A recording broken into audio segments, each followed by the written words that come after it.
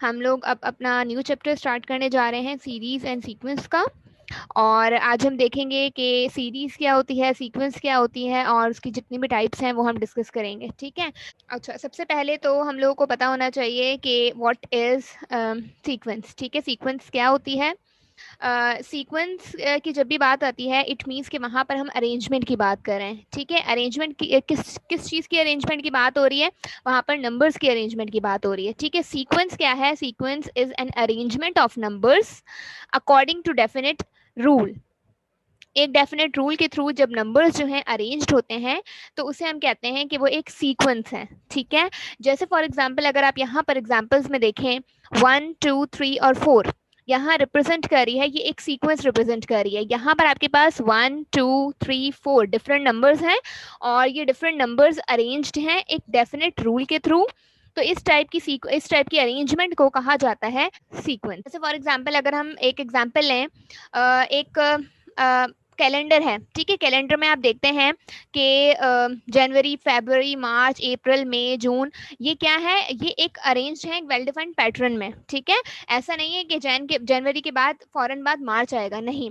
हमें पता है कि जनवरी के बाद फेब आएगा, उसके बाद फिर मार्च आएगा, तो हम इनकी जो है अरेंजमेंट को आगे पीछे नहीं कर सकते। तो ये क्या है, एक वेल डिफाइंड पैटर्न में अरेंज्ड है, तो इसे भी हम क्या कहते हैं कि ये सीक्वेंस है। ठीक है, एक और अगर हम एग्जांपल लें, अगर जर्नल एग्जांपल लें, फॉर एग्जांपल एक चाइल्ड है। ठीक है, वो डे 1 में जो है फॉर एग्जांपल उसने सेविंग करनी है, तो वो डे 1 में जो है 10 रुपीज सेव कर रहा है। ठीक है, उसके बाद वो चाइल्ड जो है डे 2 में, मतलब उसको डेली जो है 10 रुपीज सेव करने हैं, तो फर्स्ट डे उसके पास 10 रुपीज सेव हो गए।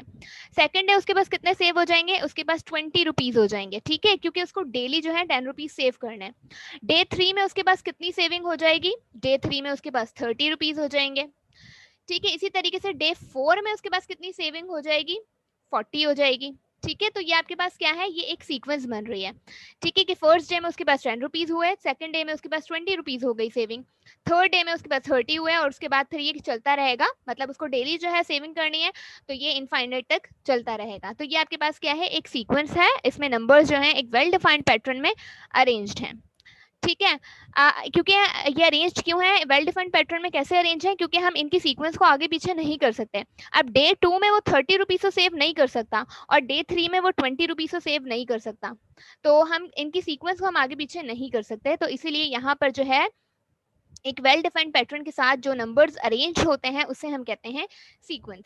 अगर आप देखें 2 4 6 8 ये भी नंबर्स हैं, ये नंबर्स अरेंज्ड हैं एक वेल डिफाइंड पैटर्न में, तो दीज आर आल्सो सीक्वेंस। ठीक है, ये सारी की सारी सीक्वेंस की एग्जांपल दी हुई है मैंने, और ये सारे के सारे नंबर्स हैं एक वेल डिफाइंड पैटर्न में अरेंज्ड हैं, तो इसीलिए हम इसे सीक्वेंस कह रहे हैं। अच्छा, अब सीक्वेंस के बाद इसकी रिप्रेजेंटेशन अगर आप देखें, सीक्वेंस में आपके पास किस तरीके से हम रिप्रेजेंट करते हैं सीक्वेंस को जर्नली, वो हम इस तरीके से रिप्रेजेंट करते हैं ए एन, ये हमें रिप्रेजेंट कर रहा है किसी भी सीक्वेंस को, या फिर हम कहते हैं टी एन। ठीक है, ये जर्नल रिप्रेजेंटेशन है।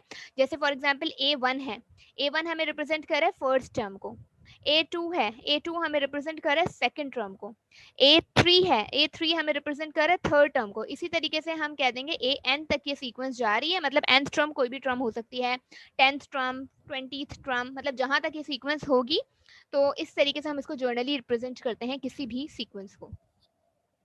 अच्छा, अब सीक्वेंस के बाद हम लोग आते हैं सीक्वेंस की टाइप्स पर। ठीक है, मतलब काइंड ऑफ सीक्वेंस पर। हमारे पास दो टाइप्स की सीक्वेंस होती हैं, या तो फाइनाइट सीक्वेंस होगी या इनफाइनाइट सीक्वेंस होगी। ठीक है, अब फाइनाइट सीक्वेंस क्या है, a sequence in which number of terms are fixed. ऐसी सीक्वेंस जिसमें नंबर ऑफ टर्म्स जो हैं वो फिक्स्ड होती हैं, तो उसे हम फाइनाइट सीक्वेंस कहते हैं। और इनफाइनाइट सीक्वेंस क्या है, sequence in which number of terms are not fixed. जब किसी भी सीक्वेंस में नंबर ऑफ टर्म्स जो हैं वो फिक्स्ड ना हो, तो उसे हम कहते हैं इनफाइनाइट सीक्वेंस। जैसे फॉर एग्जांपल आपके पास एक सीक्वेंस है 1 2 3 और इसके अलावा 4 5। ठीक है, ये आपके पास नंबर्स हैं एक वेल डिफाइंड पैटर्न में अरेंज्ड हैं, तो इसे हम कह रहे हैं कि ये क्या है, एक फाइनाइट सीक्वेंस है। मतलब इसमें नंबर ऑफ टर्म्स जो हैं वो फिक्स्ड है, मतलब इस सीक्वेंस में 5 टर्म्स ही हैं और उसके अलावा और कोई टर्म नहीं है, तो इस टाइप की सीक्वेंस को फाइनाइट सीक्वेंस कहा जाता है। इनफाइनाइट सीक्वेंस क्या हो जाएगी, 1 2 3 4 5 और आगे हमने डॉट डॉट्स लगा दिए। इसका क्या मतलब है कि ये एक इनफाइनाइट सीक्वेंस है और हमें नहीं पता कि ये कहाँ तक जा रही है, इस सीक्वेंस में कितनी नंबर ऑफ टर्म्स हैं, तो इसमें नंबर ऑफ टर्म्स फिक्स्ड नहीं है, तो इस टाइप की सीक्वेंस को हम कहते हैं इनफाइनाइट सीक्वेंस। और अगर हमें इनफाइनाइट सीक्वेंस को रिप्रेजेंट करना होता है तो हम स्टार्टिंग के कुछ नंबर्स लिख लेते हैं और साथ में ये डॉट्स लगा देते हैं, तो ये हमें रिप्रेजेंट करते हैं ये डॉट्स कि ये एक इनफाइनाइट सीक्वेंस है। अच्छा, अब sequence is also called progression. Sequence को हम प्रोग्रेशन भी कह सकते हैं और मतलब सीक्वेंस को प्रोग्रेशन इसलिए कहा जाता है क्योंकि इसमें नंबर्स जो हैं एक वेल डिफाइंड पैटर्न में अरेंज्ड होते हैं, तो इसलिए हम कहते हैं उसे प्रोग्रेशन या सीक्वेंस। प्रोग्रेशंस की आपके पास अब जहाँ पर भी वर्ड प्रोग्रेशन हो उसका मतलब वही है सीक्वेंस, ठीक है। तो इन दोनों वर्ड्स में कंफ्यूज होने की जरूरत नहीं है, दोनों की सेम ही मीनिंग है। टाइप्स ऑफ प्रोग्रेशंस कितनी हैं जो कि हम लोग पढ़ेंगे, 3 टाइप्स हैं, arithmetic progression, geometric progression, harmonic progression, ठीक है। अर्थमेटिक, ज्योमेट्रिक और हार्मोनिक प्रोग्रेशन, ये तीनों टाइप्स हैं प्रोग्रेशन की और ये हम 1 बाय 1 डिस्कस करेंगे। अच्छा, अब सीरीज क्या होती है? सीरीज भी एक बहुत सिंपल सी टर्म है। सीरीज क्या है? Sum of terms of sequence is called series. Series क्या होती है? अगर हम किसी भी सीक्वेंस को प्लस के साइन के साथ लिख दें, ठीक है, मतलब सम की साइन के साथ लिख दें तो वो सीरीज बन जाती है, ठीक है। जैसे for example A1, A2, A3, A4, AN, ये एक जर्नल सीक्वेंस है, ठीक है। ये हमें रिप्रेजेंट कर रही है एक सीक्वेंस जिसमें A1 क्या है? फर्स्ट टर्म है, A2 सेकंड टर्म है, A3 थर्ड टर्म है, A फोर्थ टर्म है और AN nth टर्म है, ठीक है। तो ये एक सीक्वेंस है। अगर हमने इस सीक्वेंस को प्लस के साइन के साथ लिख दिया, ये जो कॉमा है इस कॉमा को हटाकर हमने क्या साइन लगा दिया? हमने प्लस की साइन लगा दी है।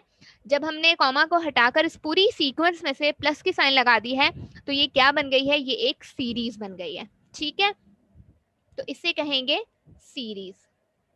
जब नंबर्स अरेंज्ड हो और उनके बीच में कॉमा हो तो उसे हम सीक्वेंस कहते हैं, लेकिन अगर नंबर्स अरेंज्ड हो और उनके बीच में प्लस की साइन हो तो वो सीरीज बन जाती है, ठीक है। तो ये डिफरेंस है। जैसे फॉर एग्जांपल 2, 4, 6, ये आपके पास एक इनफाइनाइट सीक्वेंस है, ठीक है। नंबर्स अरेंज्ड है और इनके बीच में कॉमा की साइन है, लेकिन ये हो गई सीक्वेंस या प्रोग्रेशन, ठीक है।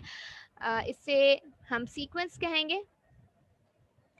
और अगर हम इन कॉमा की साइन हटाकर हम जस्ट प्लस की साइन लगा दें तो ये अब क्या बन गई है? ये बन गई है सीरीज।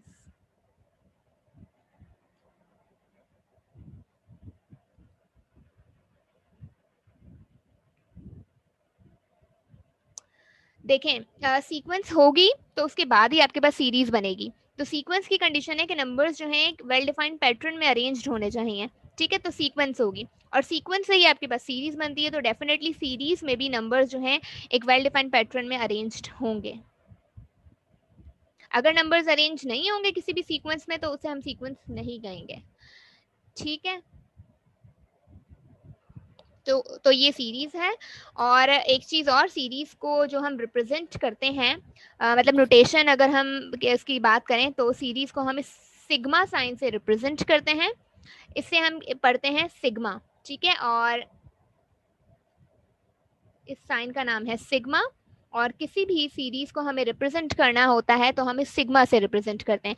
फॉर एग्जांपल आपके पास ये एक सीरीज है A1 plus A2 plus A3 up to AN। अगर हमें इस पूरी सीरीज को एक नंबर से रिप्रेजेंट करना है, तो अगर हमें सिग्मा की फॉर्म में रिप्रेजेंट करना है तो हम क्या कहेंगे? ये किसके बराबर है? K equals to 1 to N AK, ठीक है। ये है सीरीज की एक जर्नल रिप्रेजेंटेशन, मतलब अगर K1 होगा तो A1 होगा, ठीक है। और अगर K2 लिखेंगे तो A2 बन जाएगा। अगर K आपके पास 3 है तो A3 बन जाएगा और K अप टू N तक जा रहा है तो A पावर N बन जाएगा। तो अब हम इन सबको सम करके हम इस तरीके से लिख सकते हैं, सिग्मा हमें रिप्रेजेंट करता है कि हम किसी भी सीक्वेंस का सम कर रहे हैं, हम प्लस कर रहे हैं। के कुछ भी हो सकता है, के आपके पास कोई भी नंबर हो सकता है, के आपके पास 1 हो सकता है, 2 हो सकता है, 3 हो सकता है, तो के कैन बी एनी नंबर।